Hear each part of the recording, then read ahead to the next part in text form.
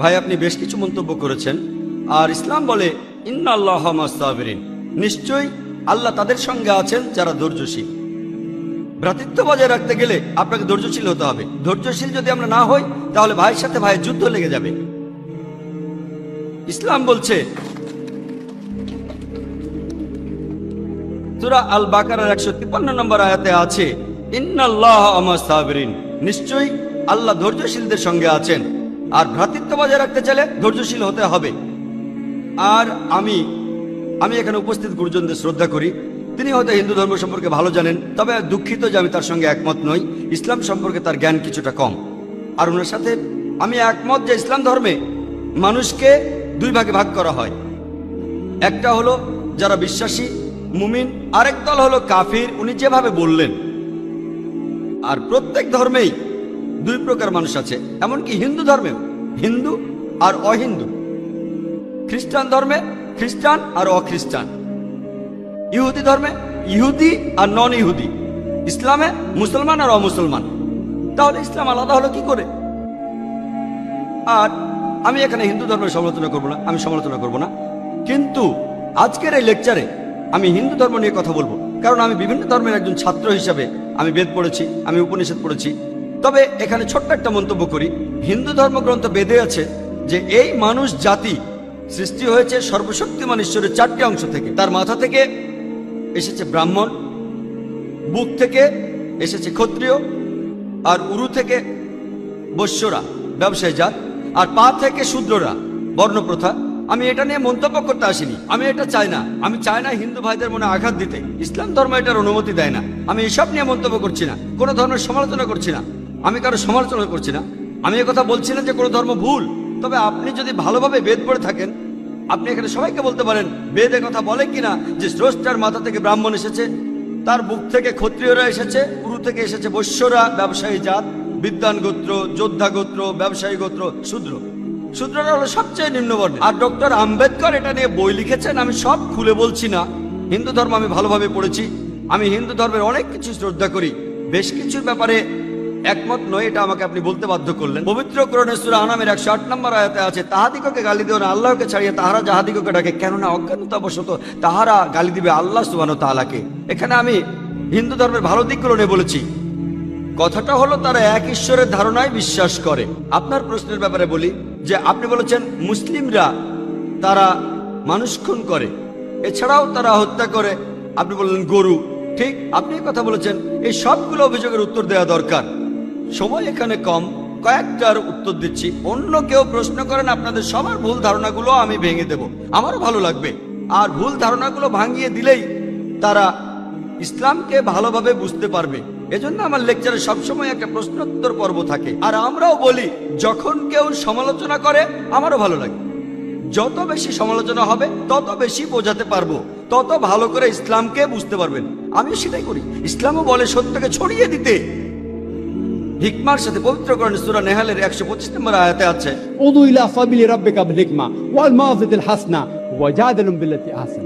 মানুষকে প্রতিপালকের পথে আহ্বান করো হিকমত আর সদুপদেশ দ্বারা, আর উহাদের সহিত তর্ক করিবে সবচেয়ে উত্তম পন্থায়। যখন বলা হয় আমরা আমিষ খেতে পারবো কিনা, গরু ছাগল কোরবানি দেয় ইত্যাদি, আর অনেক অমুসলিমই বলবে মুসলমান আপনারা সবাই নিষ্ঠুর মানুষ, প্রাণী হত্যা করেন। ভাই আপনাদের আমি বলি একজন মুসলমান খুব ভালো মুসলমান হতে পারে, এমনকি যদি সে পুরোপুরি ভেজিটেরিয়ান হয়। এটা বলা হয়নি যে আপনাকে অবশ্যই ভেজিটেরিয়ান হতে হবে ভালো মুসলিম হতে গেলে। কিন্তু পবিত্র কোরআনে অনেকবারই বলা হয়েছে যখন তুমি মাংস খেতে পারো তখন মাংস খাবে না কেন। পবিত্র কোরআনে সূরা মাইদার 1 নম্বর আয়াতে উল্লেখ আছে, বলা হয়েছে যে ইয়া আইয়ুহাল্লাযিনা আমানু, হে মুমিনগণ তোমাদের অঙ্গীকার পূর্ণ করিবে, আর তোমাদের জন্য কিছু চতুষ্পদ প্রাণীকে হালাল করা হইয়াছে আর কিছু প্রাণী হারাম। পবিত্র কোরআনে সূরা নাহলের 5 নম্বর আয়াতে উল্লেখ আছে যে আল্লাহ চতুষ্পদ জন্তু সৃষ্টি করিয়াছেন যাহাতে তোমরা শীত নিবারণ করিতে পারো, এবং উহাতে বহু উপকার রহিয়াছে, এবং উহা হইতে তোমরা আহার করিয়া থাকো। পবিত্র কোরআনে সূরা মুমিনুনের 21 নম্বর আয়াতে উল্লেখ আছে তোমরা চতুষ্পদের মাংস আহার করতে পারো। আমরা জানি যে আমিষে, এখানে অনেক ডাক্তার আছেন, আমি একজন মেডিকেল ডাক্তার, এতে অনেক প্রোটিন আছে, প্রচুর আয়রন আছে, আর এগুলো খুবই সুস্বাদু। আর এইসব আমিষ জাতীয় খাবারে আপনি যে প্রোটিন পাবেন এই পরিমাণ প্রোটিন আর কোথাও পাবেন না। আপনি পাবেন না। নিরামিষের মধ্যে সয়াবিনে আপনি সবচেয়ে বেশি প্রোটিন পাবেন, সেটাও আমিষের প্রোটিনের চেয়ে অনেক কম। আর এবার আমি গরু হত্যা নিয়ে কিছু কথা বলি। যদি হিন্দু ধর্মগ্রন্থগুলো পড়েন, আমি এখানে কোন ধর্মের সমালোচনা করছি না, ভাই একটা প্রশ্ন করেছেন তাই আমাকে সত্য কথাটা বলতে হবে। হিন্দু ধর্মে আমিষ খাওয়ার অনুমতি দেওয়া হয়েছে। হিন্দু ধর্মগ্রন্থে দেখবেন সাধুসন্তরা আমিষ জাতীয় খাদ্য খায়, এমনকি গরুর মাংস। পরবর্তীতে অন্যান্য বেশ কিছু ধর্মের প্রভাবে, যেমন ধরুন জৈন ধর্ম ইত্যাদি, মানুষের উপর অহিংসার দর্শনের প্রভাব এসে পড়লো। তারা প্রাণী হত্যা বাদ দিল, তারা এই দর্শনটাকে তাদের জীবনধারায় যোগ করলো। তবে ইসলাম ধর্ম প্রাণীদের অধিকারের কথা বলে থাকে। শুধু প্রাণীদের অধিকার নিয়ে আমি একটা লেকচার দিতে পারি। পবিত্র কোরআনে আছে, পশুর উপর বেশি বোঝা চাপিও না, তাদের প্রতি সদয় হও, তাদের খাদ্য দাও, কিন্তু প্রয়োজনে তোমরা তাদের মাংসও খাইতে পারো। আর যদি আপনি অন্যান্য ধর্মগুলো ভালোভাবে দেখেন, অনেকে আমিষ খেতে বারণ করেছে। এই দর্শনের ভিত্তিটা হলো এই যে আপনি প্রাণী হত্যা করবেন না, কারণ তাদের জীবন আছে, সে কারণে আমিষ খাওয়াটা অন্যায়। আমি এর সাথে একমত।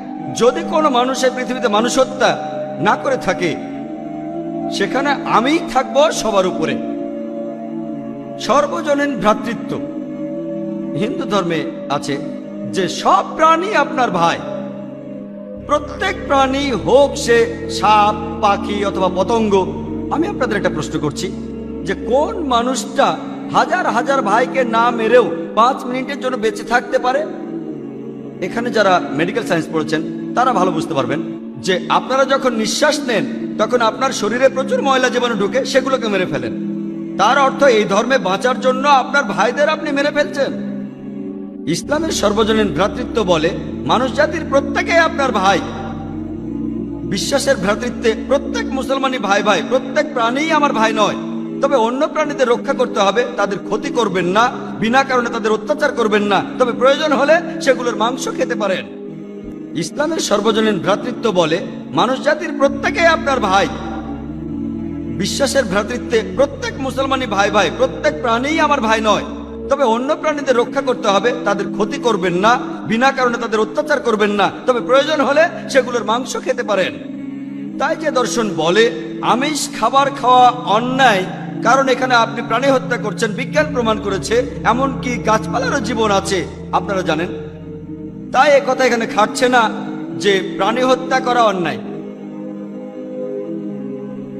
তাই এখন তারা যুক্তিটা পাল্টে বলল যে আচ্ছা, গাছেরও জীবন আছে, তবে তারা ব্যথা অনুভব করে না।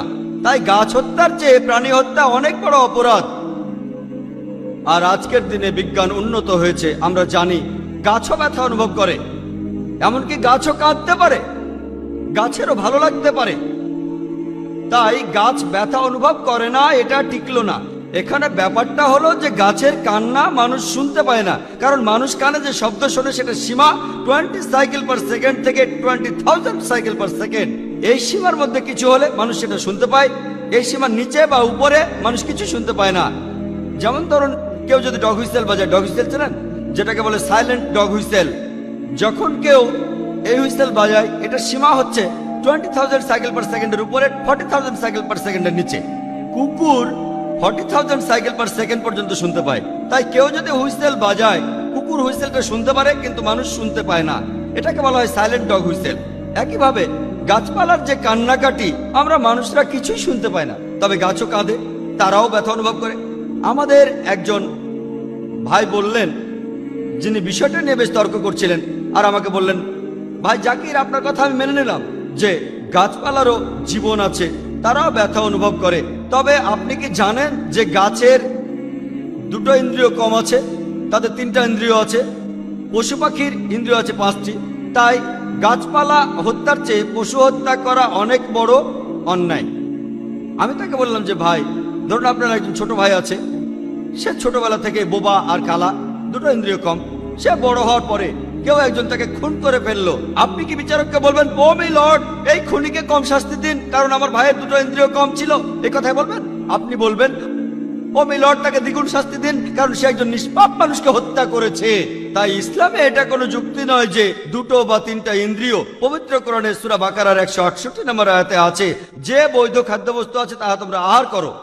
তার অর্থ যেগুলো বৈধ আর হালাল খাবার সেগুলো খেতে পারো। আর এ কারণে আপনারা দেখতে পাবেন যে গবাদি পশু আল্লাহ সুবহানাহু ওয়া তাআলার ইচ্ছায় গবাদি পশু বংশ বিস্তার করে বেশ তাড়াতাড়ি, মানুষ এবং অন্যান্য পশুর তুলনায় বেশ তাড়াতাড়ি দ্রুত বংশ বিস্তার করে। যদি আপনার কথা মেনে নেই যে মানুষ কোনো গবাদি পশু খাবে না, তাহলে পৃথিবীতে গবাদি পশুর পরিমাণ অনেক বেড়ে যাবে, অনেক বাড়বে। আর বললেন গরু হত্যা করা, এ নিয়ে বই লিখেছেন মৌলানা আব্দুল করিম পারেক। গো হত্যা, গরু কোরবানি কে জন্য দায়ী? যদি ভালোভাবে দেখেন, যারা চামড়া নিয়ে ব্যবসা করে, গরুর চামড়া মুসলিম অমুসলিম উভয়ই আছে, চামড়া গরুর চামড়া, তারা এটা করে। তাই এটা থেকে যারা উপকার পাচ্ছে এই গোহত্যা থেকে, তাদের মধ্যে মুসলিমদের চেয়ে অমুসলিমরাই বেশি। তাই যদি ইতিহাস ভালোভাবে জানেন আর যুক্তিও ভালোভাবে বোঝেন, আমরা জানি আল্লাহ বলেছেন যে বৈধ খাদ্যবস্তু আছে তাহা তোমরা আহার করো, যদি এটা খান এতে কোনো সমস্যা নেই। এছাড়াও যদি ভালোভাবে দেখেন, তৃণভোজী প্রাণীর দাঁতগুলো যদি দেখেন, গরু, ছাগল, ভেড়া, তারা শুধু শাকসবজি খায়, তাদের দাঁতগুলো সব সমান। যদি আপনারা মাংসাশী প্রাণীর দাঁতগুলো ভালোভাবে খেয়াল করেন, সিংহ, বাঘ, চিতাবাঘ, তাদের দাঁতগুলো খুব সুচালো, তারা শুধু মাছ মাংস খায়। যদি আপনি মানুষের দাঁত দেখেন, আয়নায় আপনার নিজের দাঁত দেখতে পারেন, আমাদের সুচালো দাঁত আছে, সমান দাঁতও আছে। যদি সর্বশক্তিমান ঈশ্বর আমাদের শুধু নিরামিষই খেতে বলতেন, তাহলে আমাদের সুচালো দাঁত দিলেন কেন? কেন? আমিষ খাওয়ার জন্য। যদি আপনারা তৃণভোজী প্রাণীদের পরিপাকতন্ত্র ভালোভাবে খেয়াল করেন, গরু, ছাগল, ভেড়া, তাদের পরিপাকতন্ত্র শুধু নিরামিষই হজম করতে পারে। মাংসাশী প্রাণীগুলোর পরিপাকতন্ত্র, বাঘ, সিংহ, চিতাবাঘ, তারা শুধুমাত্র আমিষ হজম করতে পারে। আর আমাদের মানুষের পরিপাকতন্ত্র আমিষ নিরামিষ দুটোই হজম করতে পারে। যদি সর্বশক্তিমান ঈশ্বর আমাদের শুধু নিরামিষই খেতে বলতেন, তাহলে কেন এমন পরিপাকতন্ত্র দিলেন যেটা আমিষ নিরামিষ দুটোই হজম করতে পারে? তাই বিজ্ঞান নিয়ে যদি পরীক্ষা করেন, সৃষ্টিকর্তা আমাদের আমিষ নিরামিষ দুটোই খাওয়ার অনুমতি দিয়েছেন। আশা করি উত্তরটা পেয়েছেন।